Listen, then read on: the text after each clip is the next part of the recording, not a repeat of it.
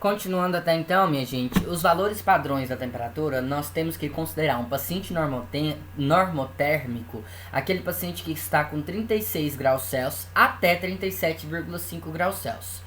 Valores menores que 36 graus Celsius é considerado um paciente hipotérmico. Valores acima de 38 graus Celsius e 40 graus Celsius especificamente, seria um paciente o quê? Hipertérmico ou com hiperpirexia. Tá ok? Conforme os valores os quais já citei também na aula passada, quando verificamos sinais vitais. Os valores médios de pressão arterial devemos considerar sempre a idade do paciente. A média de uma pressão de uma criança de 4 anos é de 85 por 60 milímetros de mercúrio. De uma criança de 6 anos é de 95 a 62 milímetros de mercúrio. Uma criança de 10 anos seria 10 por 65, tá? Ou 100 por 65 milímetros de mercúrio. 12 anos, 108 por 67. 16 anos, 118 por 75. Adulto, a média seria 12 por 8 ou 120 por 80. E idosos de 140 a 160 por 90 a 100 milímetros por mercúrio. Como assim, professor?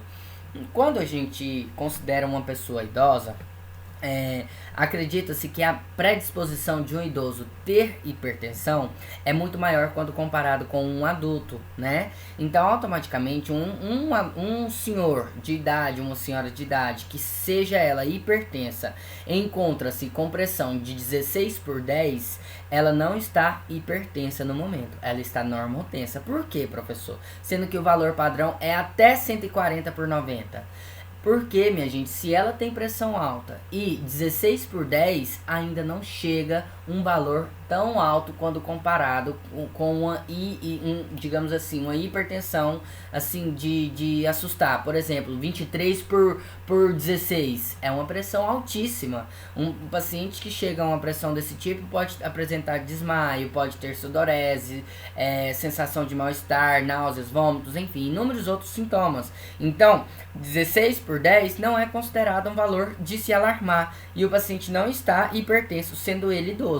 Agora, um adulto apresentar 16 por 10, aí sim ele está hipertenso no momento. Porque a média é até 140 por 10, 140 por 9, aliás, em um adulto. Acima desse valor, aí já é considerado valores o quê?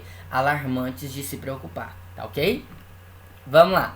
A pressão arterial é dada em níveis pressódicos como milímetros de mercúrio, né? A unidade de medida é milímetros de mercúrio. Um paciente normotenso, a média seria de 120 por 80, tá? A média arterial para todos, sejam assim, enfim, adulto, digamos assim, é 12 por 8 ou 120 por 80. Ok? Um paciente hipotenso seria aquele paciente que está com pressão menor que 90 por 60. Um paciente hipertenso é aquele paciente que está com pressão acima de 130 por 90. Mas nesse caso, 140 por 90 já é considerado pressão alta. Exceto em casos que o paciente seja hipertenso. Se ele é hipertenso, 14 por 9 é considerado hipertensão? Não, ele não está hipertenso, ele está dentro do valor padrão. Como assim, professor? O paciente que é hipertenso chega a valores pressódicos muitíssimo alto. Então, 14 por 9 comparado, por exemplo, a 24 por 18, 25 por 20, não é um valor tão alto quanto comparado a esses valores que pode levar um paciente a óbito. Tá? Então, temos que ter sempre em mente, até 130 por 90 é considerado normal, 140 por 90 é considerado normal, mas temos que levar em consideração os parâmetros de idade, parâmetros de comorbidades, como pressão alta, tá? Se o paciente é hipertenso ou não, e assim vamos diagnosticar realmente se ele está hipertenso no momento ou se ele está hipotenso no momento, tá ok?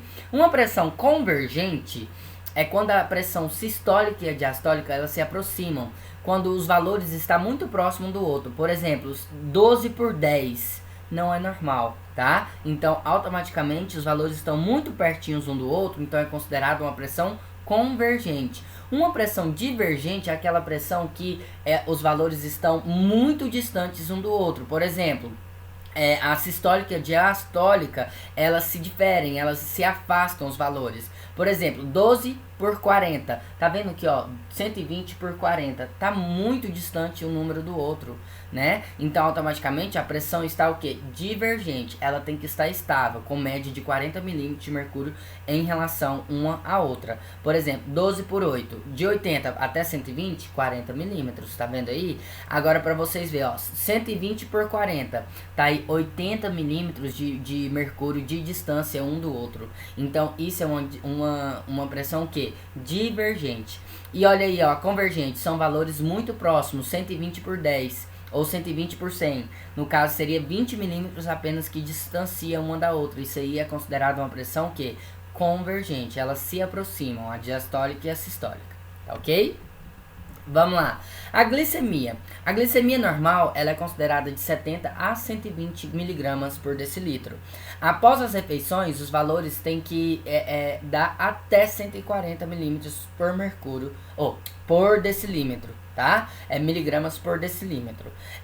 No caso, valores acima desse valor de 140, quando considerado um paciente após a refeição, aí é considerado hiperglicêmico, e assim vamos dizer aí, de acordo com os valores. Por exemplo, eu vou dar lá no exercício para vocês lá.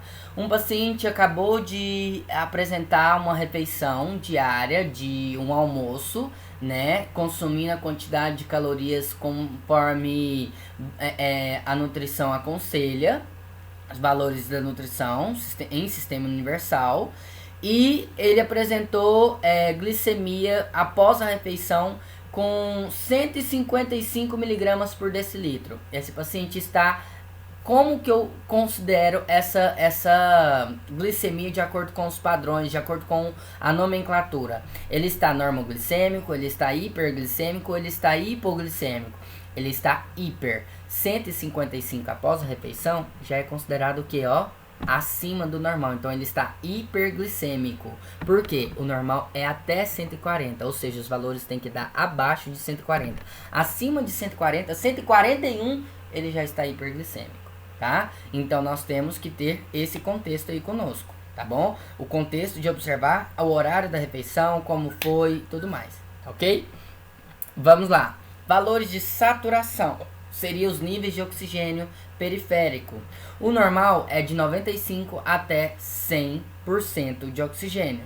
Um paciente que está com hipoxemia ou hipóxia são os valores de saturação abaixo de 70%. Então esse paciente já tem que estar em observação, tem que estar em uso de oxigênio, porque esses valores de hipoxemia, no caso, é baixa quantidade de oxigênio no corpo, né? E se tem baixa concentração de oxigênio em vias capilares, de extremidades, eu preciso então oferecer oxigenoterapia para esse paciente. E se eu não oferecer, esse paciente pode apresentar uma parada o quê? Respiratória, evoluir uma parada cardiorrespiratória por conta da falta de oxigenação. E aí tem que ser submetido à intubação, e aí realizar RCP e consequentemente todos os outros cuidados conforme a prescrição clínica. Tá ok? Para tentar restabelecer a sua normalidade. Vamos lá.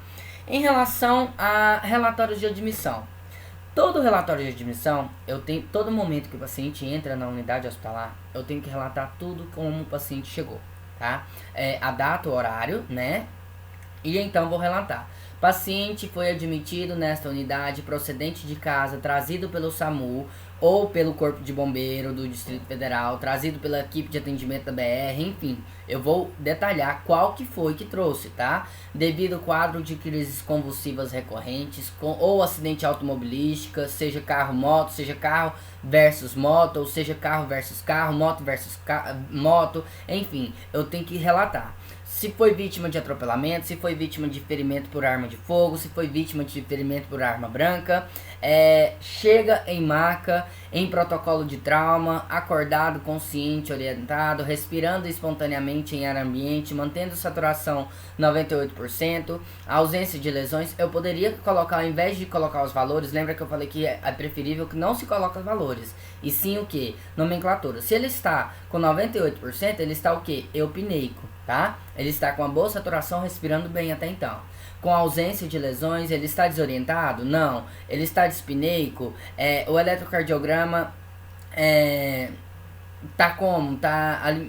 Enfim, estado geral, aliás, estado clínico geral. Alimentando por via oral, informa última ingesta hídrica ou ingesta alimentar há um dia, informa eliminações fisiológicas positiva, patologia prévia, ele tem alguma? Ele tem alergia? Nega outras comorbidades, ou seja, nega outras patologias. Então tem que colocar tudo.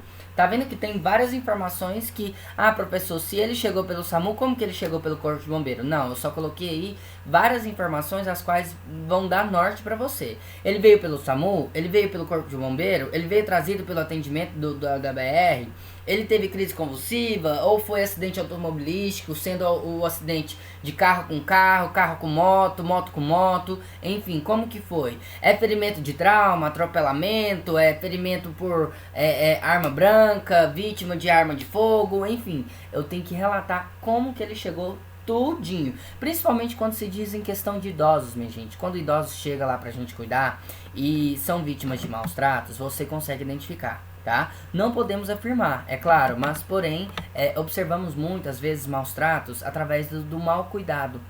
Por exemplo, paciente chega com equimose. O que é equimose, professor? Mancha roxa por todo o corpo, em grandes extensões, em grande tamanho. Então tem que relatar já. Paciente apresenta equimose em membro inferior direito, cerca de 2/3 deste membro, em região intercostal direita, em região facial, com escoriação e lesão em braço tal, úlcera por pressão. Eu tenho que colocar o lesão por pressão, né?